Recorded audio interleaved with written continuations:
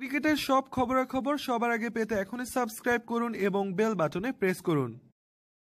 গতকাল রাজস্থান রয়্যালসের বিপক্ষে নিজেদের প্রথম ম্যাচে দুর্দান্ত জয় পেয়েছে সানরাইজার্স হায়দ্রাবাদ। আর এই ম্যাচে ম্যান অব দ্য ম্যাচ নির্বাচিত হয়েছেন 57 বলে 77 রান করে অপরাজিত থাকা শিখর ধাওয়ান। শুধু শিখর ধাওয়ান নয়, হায়দ্রাবাদের জয়ে গুরুত্বপূর্ণ অবদান রেখেছেন বাংলাদেশি অলরাউন্ডার সাকিব আল হাসান। তাই তো ক্রিকইনফো সাকিব আল হাসানকে বেছে নিয়েছে অল স্টার অব দ্য ম্যাচের তালিকায়। এই প্রসঙ্গে একটা প্রতিবেদন করেছে ESPN ক্রিকইনফো। সেখানে সানরাইজার্স হায়দ্রাবাদের কথা উল্লেখ করেছে তারা। সেই প্রতিবেদনে সাকিব আল হাসান প্রসঙ্গে বলা হয়, সাকিবকে দলে ভিড়িয়ে সানরাইজার্স তাদের বোলিং শক্তি কয়েক গুণ বাড়িয়েছে। একজন বুদ্ধিদীপ্ত বোলারকে দলে নেওয়া তাদের জন্য দারুণ হয়েছে। নতুন দলে প্রথম দিনই দুর্দান্ত খেলে সেটা আবারও প্রমাণ করল সাকিব।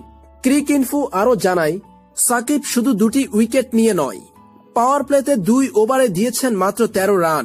শেষ 2 ওভারের শেষটিতে নিয়েছেন 2টি গুরুত্বপূর্ণ উইকেট। এরপর প্রতিবেদনে আরো উল্লেখ করা হয়, সব মিলিয়ে সাকিবকে all star of the match হিসাবে বেছে নেওয়া হয়েছে। মূলত সাকিব 2টি উইকেট নিয়ে রাজস্থানের রান আটকানোর কাজটি করেছে।